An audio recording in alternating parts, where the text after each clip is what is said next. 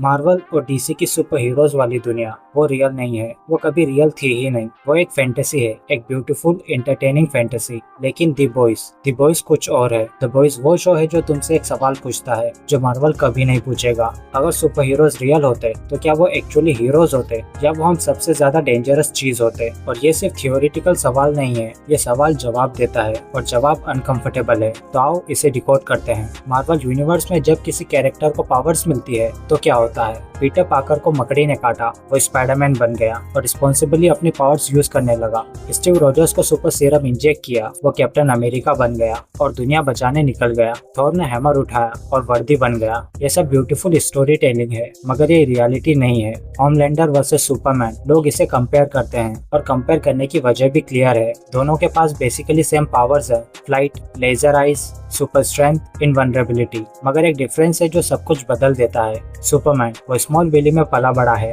Martha Kent ने उसे बड़ा किया, उसे वैल्यूज सिखाई, उसे सिखाया कि पावर रिस्पॉन्सिबिलिटी है। वो हीरो इसीलिए है क्योंकि उसकी अपब्रिंगिंग ने उसे हीरो बनाया। वहीं होमलैंडर वो वोट लैब में पला बड़ा, किसी ने उसे टच नहीं किया। Injections, observations, cold rooms. वो विलन इसीलिए बना क्योंकि उसकी अपब्रिंगिंग ने उसे मॉन्स्टर बनाया। और यही रियलिटी है। रियल वर्ल्ड में देखो, जो लोग पावर में आते हैं, politicians, CEOs, military leaders, majority corrupt हो जाते हैं। बिना अकाउंटेबिलिटी, बिना चेक्स के पावर करप्ट कर देती है। मार्वल ये नहीं दिखाता, द बॉयज यही एक चीज दिखाता है। द बॉयज में वोट इंटरनेशनल सुपर हीरोज को मार्केट करती है। ये हीरोज इंडिपेंडेंट नहीं है, वो प्रोडक्ट है। वोट डिसाइड करती है कौन सा हीरो कहाँ डिप्लॉय होगा, कौन से ब्रांड डील लेगा, कौन सा स्टेटमेंट देगा। Sound familiar? ये लिटरली हर कॉर्पोरेट ब्रांड का मॉडल है। और वोट सिर्फ हीरोज को कंट्रोल नहीं करती, वो पब्लिक को भी कंट्रोल करती है। वोट कहता है supes keep you safe, Vought is protecting America. और पब्लिक बिलीव करती है क्योंकि वोट ने मीडिया खरीद कर रखी है, पॉलिटिशियंस खरीद कर रखे हैं। मार्वल ये कभी नहीं दिखाता।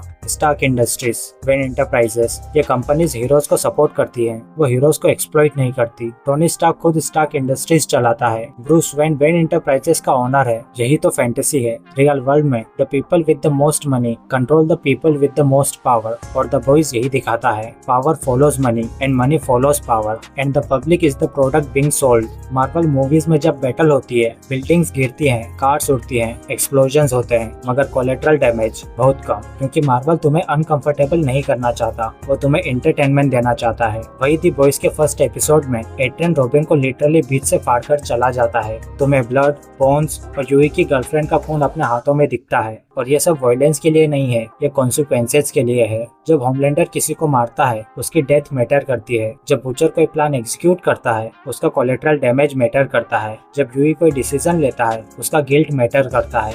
मार्वल में हीरोज बैटल के बाद शर्मा खाने चले जाते हैं। द बॉयज में बैटल के बाद पीपल क्राई, गेट ट्रॉमेटाइज्ड और समटाइम्स नेवर रिकवर। मार्वल के कैरेक्टर्स मोस्टली डिफाइन होते हैं अपनी एबिलिटीज से। Spiderman web swinging, Hulk smash, Iron Man tech suits. Their personality arcs exist, मगर वो आर्क सेकेंडरी हैं एक्शन के। द बॉयज के कैरेक्टर डिफाइन होते हैं अपनी साइकोलॉजी से।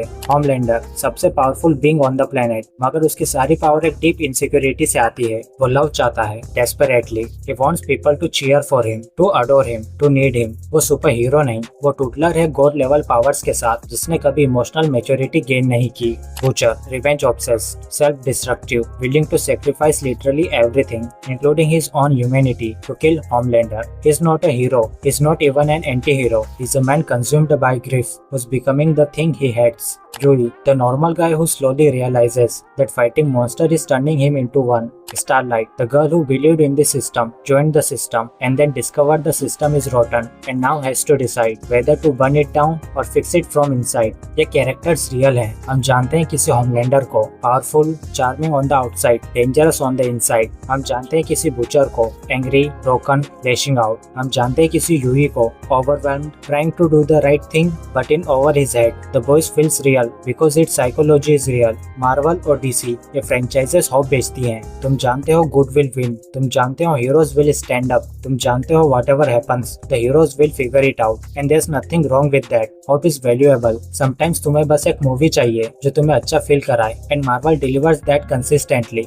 द बॉयज ये ट्रूथ बेचता है और ट्रूथ अनकंफर्टेबल होता है। ट्रूथ ये है कि power without accountability corrupts. Truth ये है कि system protect system not people. Truth ये है कि even good people when pushed far enough become the monster they are fighting. The Boys doesn't want you to feel good, it wants you to feel and then think. और शायद यही वजह है कि लोग पूछ रहे हैं क्यों द बॉयज अलग फील होता है। आंसर सिंपल है, one sells you a fantasy, the other shows a mirror. मगर मैं तुम्हें एक बात बताता हूँ जो मुझे बहुत परेशान करती है, द बॉयज इतना रियल क्यों लगता है? क्योंकि, और ये टफ है एक्सेप्ट करना, हम खुद इस वर्ल्ड में जी रहे हैं। होमलैंडर वो सिर्फ एक फिक्शनल कैरेक्टर नहीं है, वो हर उस लीडर का रिफ्लेक्शन है जिसने पावर का गलत यूज किया, हर उस सेलिब्रिटी का जिसने अपनी इमेज प्रोटेक्ट करने के लिए लोगों को कुचल दिया, हर उस सिस्टम का जो खुद को बचाने के लिए इनोसेंट्स को सेक्रीफाइस करता है। बूचर वो हर उस आदमी का रिफ्लेक्शन है जिसने इतना सहा है कि बदला ही एक लास्ट ऑप्शन है। ये द बॉयज की सबसे बड़ी स्ट्रेंथ है और इसकी सबसे बड़ी वीकनेस भी। ये शो तुम्हें आईना दिखाता है और आईना अनकंफर्टेबल होता है, खासकर जब तुम खुद को उसमें देखते हो।